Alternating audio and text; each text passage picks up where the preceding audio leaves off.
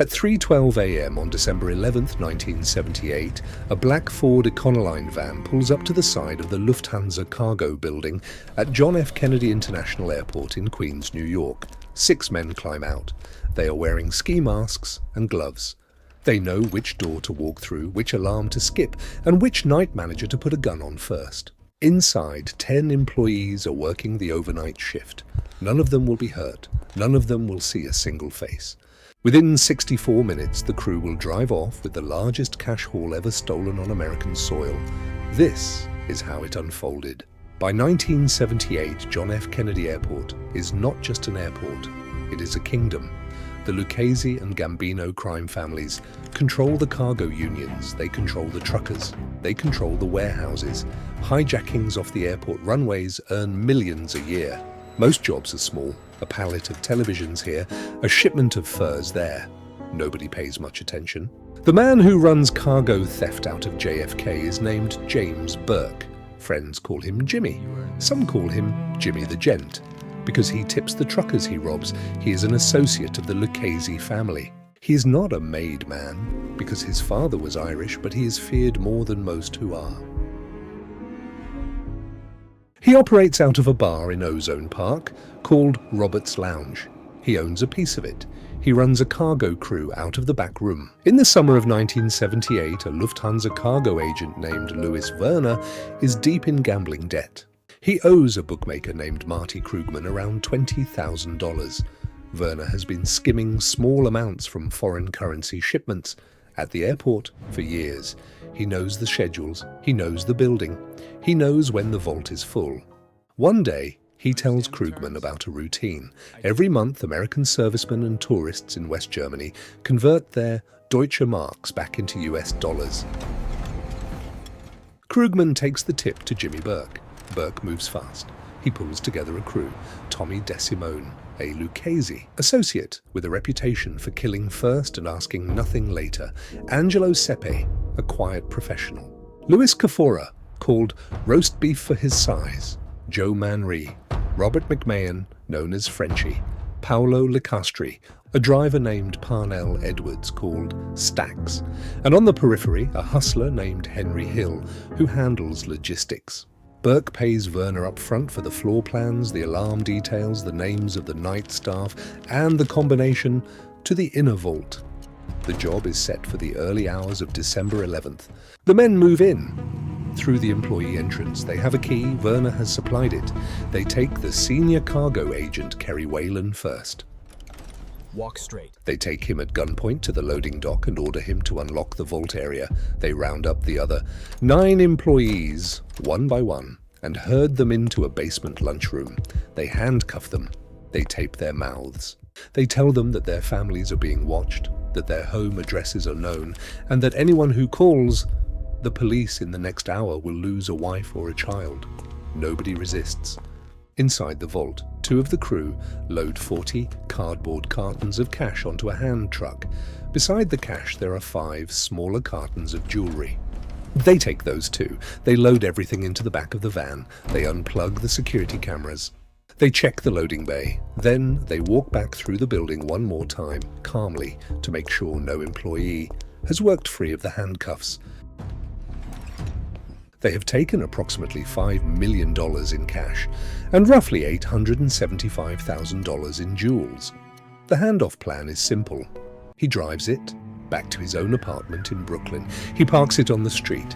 He goes inside and falls asleep. 2 mornings later, a beat cop notices the van in a tow zone. He runs the plates. The plates are stolen.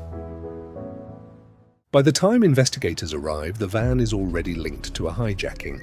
Inside, they find fingerprints. They belong to Parnell Stax Edwards. Stax will be dead within a week. Jimmy Burke has decided that nobody who can connect him to the Lufthansa job will live to spend the money. The murders begin almost immediately. His body has never been found.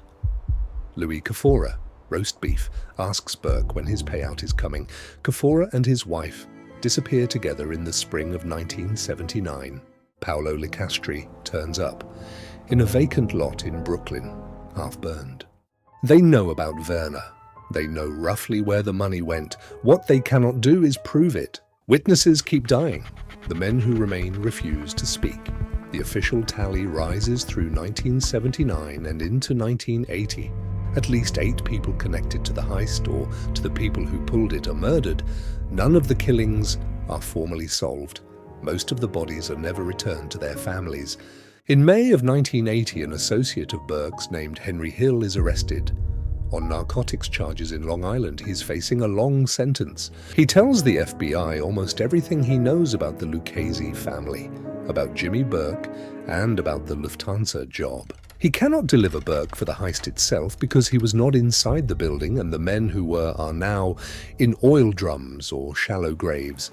But he can deliver Burke for other things. He dies in a Buffalo prison hospital in 1996 of cancer, never having been charged with the Lufthansa heist. Tommy DeSimone, the shooter who walked into Stax Edwards' apartment, does not live to be charged with anything. He vanishes in January of 1979. He is believed to have been killed in retaliation by the Gambino family for an unrelated murder.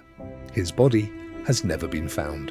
Only one person is ever prosecuted for the actual Lufthansa robbery: Louis Werner, the inside man, the cargo agent who drew the floor plans and supplied the key. His ex-wife's boyfriend turns him in for the reward money.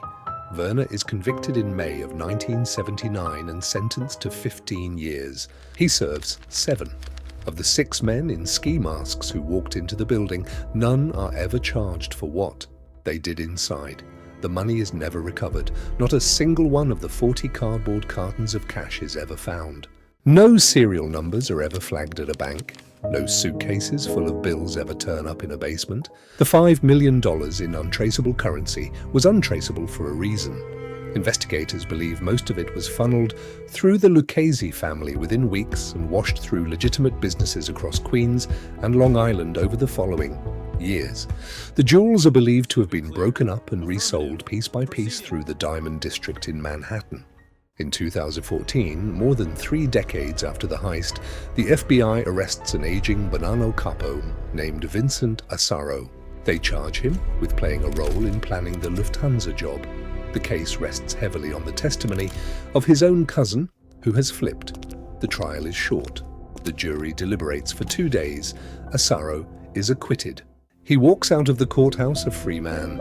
He dies in 2023, never having spent a single night in prison for what happened at JFK.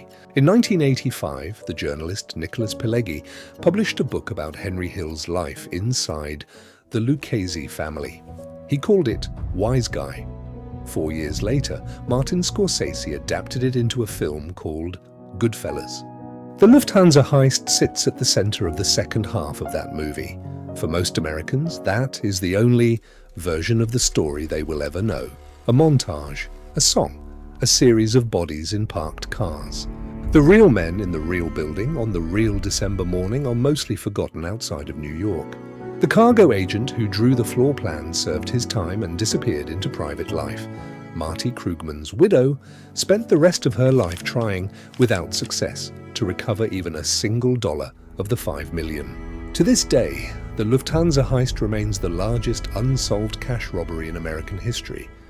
The vault at Building 261 has long since been emptied for the last time. The building still stands.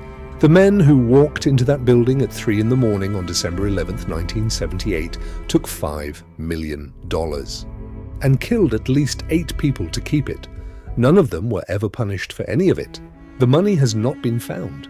Nobody is still looking.